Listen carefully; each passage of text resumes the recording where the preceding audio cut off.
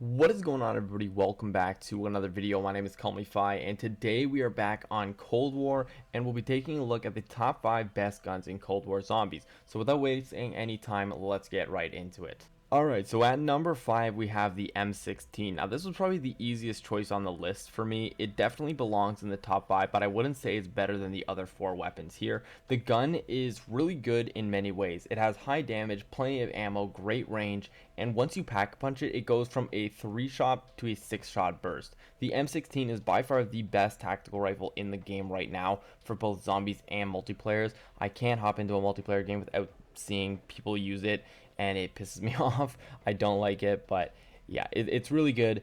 For me personally, as good as the M16 is in zombies, it's a whole lot better in Outbreak than it is in the regular round-based mode. I tend to not use it in the regular round-based. I don't know why. I used to really enjoy it, but there's just so many other options that I do now. But in Outbreak, it's always a go-to for me. I love using it. That's kind of why I put it in the 5th place position, because while it can be used in regular round-based mode, it definitely excels in Outbreak, especially in terms of Easter eggs. The M16 is one of, if not the best, for the final boss fights in both Easter eggs, and as well even in like the Firebase Z and the D Machine Easter eggs. It's a really good weapon for those final fights.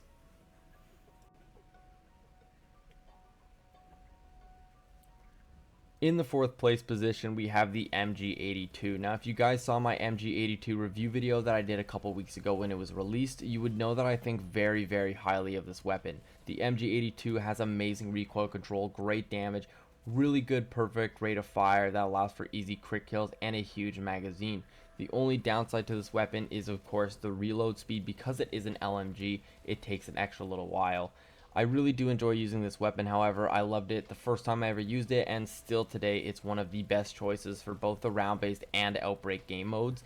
It got a little bit of a nerf not long after its release because of how overpowered it was, which is kind of what bumped it down to the 4th spot, because I think when it first came out, it definitely, I said this in the video as well, it definitely would be considered one of the best, definitely top 3.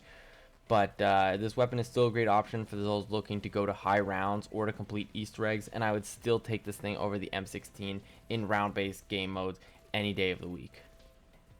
Number 3 is the Pharah 83, or to all you COD vets out there, the Galil. Now, I think it would be a great disservice to not only the Galil itself, but to all zombies players everywhere to not have this gun on the list.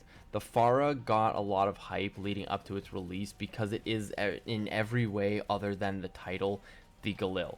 As a longtime Zombies fan, I as well was excited for its release because not only the nostalgia aspect behind it, but also because the Galil was always a great weapon. It didn't matter what map you played, if the Galil was a mystery box option and you got it, it was not one that you were going to trade away.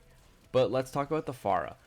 It has good rate of fire, great damage, good magazine, and decent recoil control, which makes it an ideal AR and a great gun for any zombies player. What makes this gun better than both the MG82 and the M16 is that this gun performs extremely well in both low and high rounds. Throughout the entirety of every game you play, this gun is absolutely lethal. It's super balanced in terms of stats, but in a way that makes it superior to the past 2 weapons on this list. While it might not be as good for boss fights, it is definitely better in terms of all-around gameplay. It's a good weapon that you can use for the Easter eggs, just for like the parts leading up to the boss fight, or just for having fun. And even in round-based game mode, same thing. It's good for just, you know, trying to get to high rounds, or if you're trying to do the Easter egg, it's a good weapon to do all the steps with.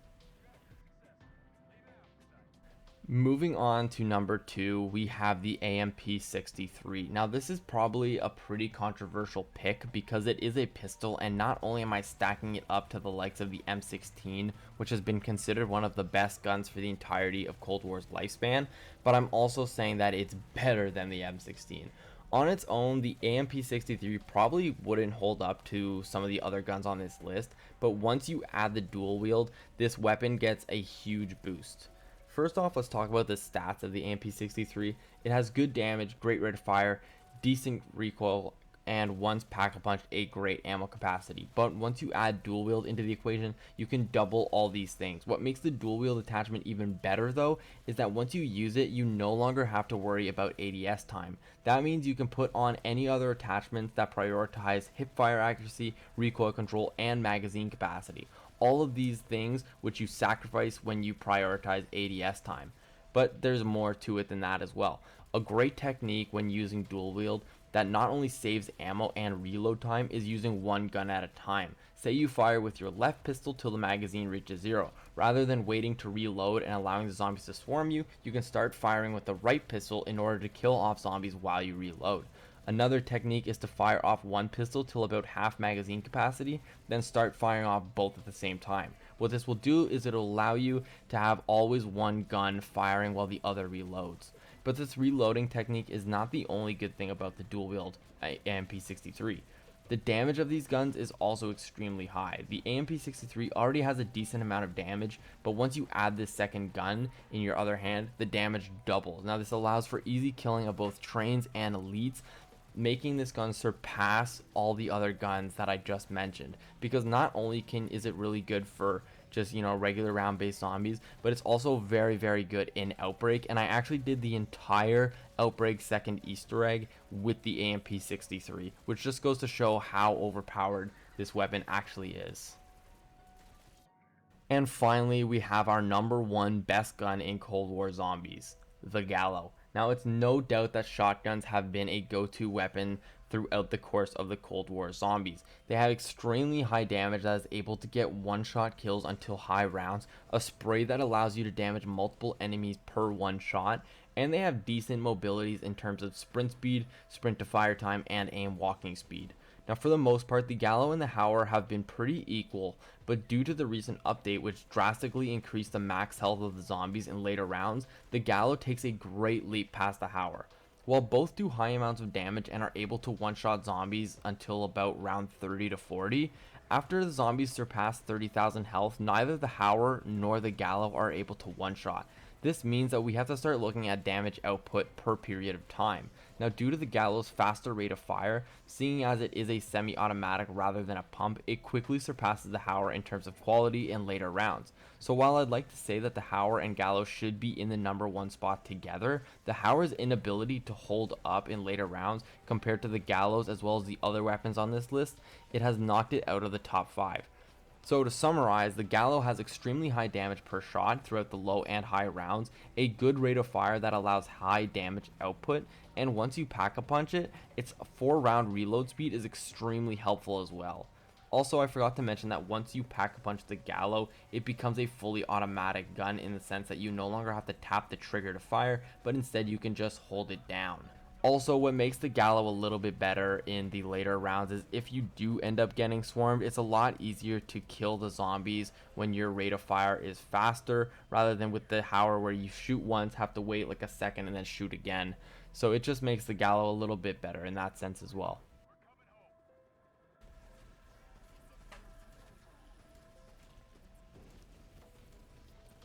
So there you have it, guys, the top 5 best weapons in Cold War Zombies as of July 5th. If you guys think there are any other guns that should have made the list, please let me know in the comments section. I'm interested to see what you guys think. If you enjoyed the video, don't forget to drop a like, especially since this is a list comparing things. I know people can be very opinionated and will leave some dislikes if they don't agree with me. So let's try to at least keep the ratio at 50-50. If you did enjoy the video, however, and you're considering subscribing, then make sure to check out some of my other videos as well to help make your decision.